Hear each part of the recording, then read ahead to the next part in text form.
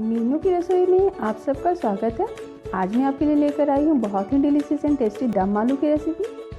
आप अगर इस तरह से दम आलू की सब्जी बनाते हो तो इसे बनाना बहुत ही इजी है और ये खाने में बहुत ही टेस्टी है। आपको मेरी रेसिपी अच्छी लगे तो आप मेरी वीडियो को लाइक करें, शेयर करें और सब्सक्राइब करना ना भूलें।